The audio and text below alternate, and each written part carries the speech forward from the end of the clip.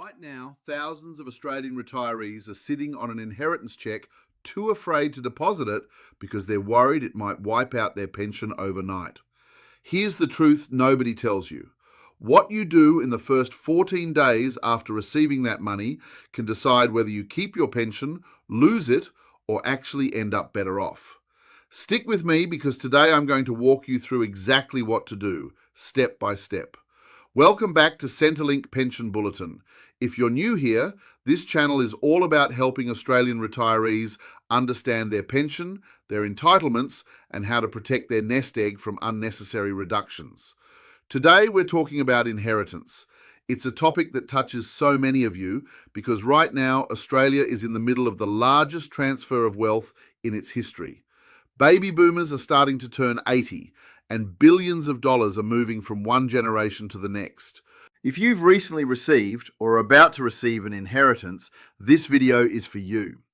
We're going to cover 4 things you need to do next using the very latest 2026 rules from Services Australia. And trust me, some of these rules have changed recently. So even if you think you know how Centrelink treats inheritance, stay with me because rule number 3 might surprise you. Let's start with the most important thing you need to understand. Centrelink does not ignore an inheritance. It doesn't matter if it's cash, a house, shares, jewellery, or even a car left to you in a will. Once it becomes yours, Centrelink considers it part of your assets, and in many cases, part of your income too. This is where a lot of retirees get caught out. They think, it's family money, surely it's treated differently. It isn't. As far as Centrelink is concerned, an inheritance is treated the same as if you'd won it, saved it, or been given it by a friend. It goes straight into the same calculations as everything else you own. So here is the first thing you must do. Report it. You have 14 days from the day you receive the inheritance or from the day it becomes available to you to tell Centrelink about the change in your financial circumstances. 14 days, not 14 weeks. Mark it on your calendar the moment the money lands. Now here's a curious wrinkle a lot of people don't know about. If the inheritance is still tied up in a deceased estate and hasn't been distributed to you yet, Centrelink generally allows up to 12 months for the estate to be finalised before it starts counting the money against you. But if there are delays, court challenges, or complicated probate issues, you may need to explain that to Centrelink in writing. Don't assume they'll just figure it out on their own. Why does reporting on time matter so much? Because if you delay, and Centrelink later discovers the inheritance through a data match with the Australian Taxation Office or the bank, you could end up with an overpayment debt. That means having to pay back pension money you weren't entitled to, sometimes going back months. Nobody wants that letter in the mail. So, step 1, plain and simple. As soon as the inheritance is real and in your name, contact Services Australia and let them know. It protects you far more than it exposes you. Now let's move to the second thing you need to do, and this is where the numbers really start to matter. You need to understand exactly how the inheritance will affect your age pension under the assets test. As of the 1st of July 2026, the rules look like this. If you're a single person who owns your own home, you can hold assets up to $333,000 and still receive the full age pension. For a homeowner couple combined, that figure is $499,000. If you don't own your home, the numbers are higher because Centrelink recognises that renters have extra costs. A single non-homeowner can hold up to $600,000 and a non-homeowner couple can hold up to $766,000 before the full pension starts to shrink. Beyond those limits, your pension doesn't disappear straight away. It reduces gradually. For every $1,000 you hold above the threshold, your fortnightly pension drops by roughly $3. It's a slow taper, not a cliff edge, but it adds up. And here's the number that really matters if the inheritance is large.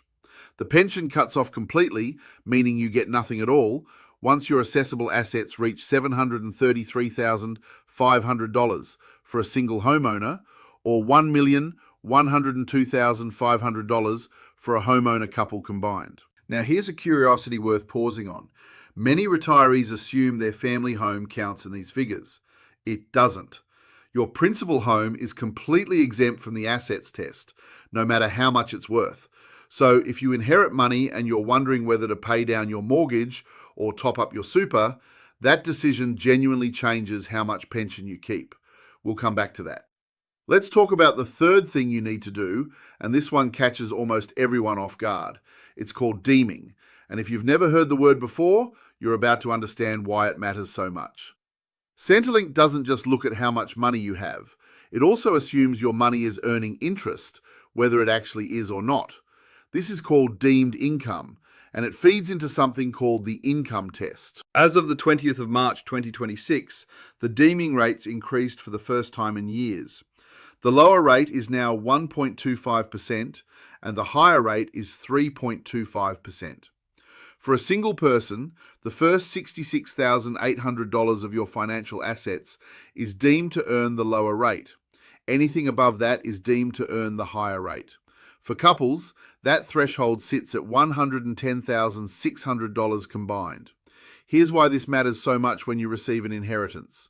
Let's say you inherit $200,000 and simply leave it sitting in your everyday bank account, earning almost no real interest. Centrelink doesn't care what the bank is actually paying you.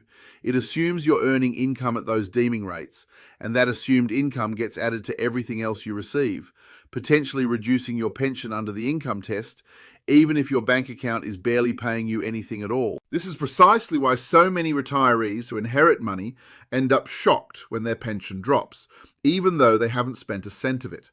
The money doesn't need to earn anything for Centrelink to assume it has. So what can you actually do about this? This is where good planning makes an enormous difference, and it's worth having a conversation with a financial counsellor or a Centrelink Financial Information Service officer, which, by the way, is a completely free service available to every Australian pensioner. Some retirees choose to use part of their inheritance to renovate their home, which, remember, is exempt from the assets test. Others look at funeral bonds, which have their own separate concessional treatment. Others might choose to gift a portion to family, though be very careful here, because Centrelink also has gifting rules, and if you give away too much, they can still count it as if you still owned it for up to 5 years. That's right, 5 years. Many people don't know Centrelink can still deem you to own gifted money long after you've given it away, if it's more than the allowable $10,000 in a single year or $30,000 over 5 years for a single person or a couple combined. So don't rush into giving money away to protect your pension. It often doesn't work the way people expect. Now let's move to the fourth and final thing you need to do. And honestly, this might be the most important one of all. Sit down and rethink your entire retirement plan. An inheritance isn't just a Centrelink issue. It's a genuine opportunity to reassess where you stand financially for the rest of your life. Ask yourself some honest questions. Do you have enough set aside for aged care costs down the track? Aged care fees in Australia are significant, and having some funds available can make a real difference in the quality of care and choice of facility you have access to later. Do you have an emergency buffer for health costs, home repairs, or simply peace of mind? Many retirees who receive an inheritance choose to keep a portion liquid and accessible rather than locking it all away, precisely because life throws unexpected costs at us, especially as we get older. And here's something worth sitting with for a moment. Should you spend some of it now on things that matter? A trip to see grandchildren overseas, home modifications that let you age comfortably in place. These are not selfish choices. They are often exactly what the person who left you this inheritance would have wanted for you. This is also the moment to review your will and your estate plan. If this inheritance changes your own financial position significantly, it may be time to update your own will, so the people you care about are properly looked after when the time comes. One more thing before we wrap up, because I promised you something surprising earlier. Many retirees don't realise that receiving an inheritance can sometimes work in your favour with the Commonwealth Seniors Health Card, even if it affects your age pension. If your pension reduces to a part rate or stops altogether because of the extra assets, you may still qualify for the Commonwealth Seniors Health Card based on an income test that works differently from the pension assets test. That card alone can save you a great deal on medicines and medical costs.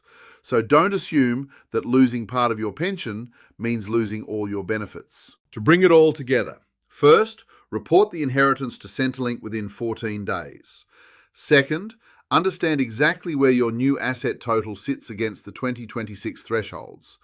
Third, remember that deeming rules mean Centrelink assumes your money is earning income, whether it is or not. And fourth, use this moment to properly reassess your whole retirement plan, not just your pension. An inheritance is rarely simple. It carries emotion, memory, and responsibility all at once.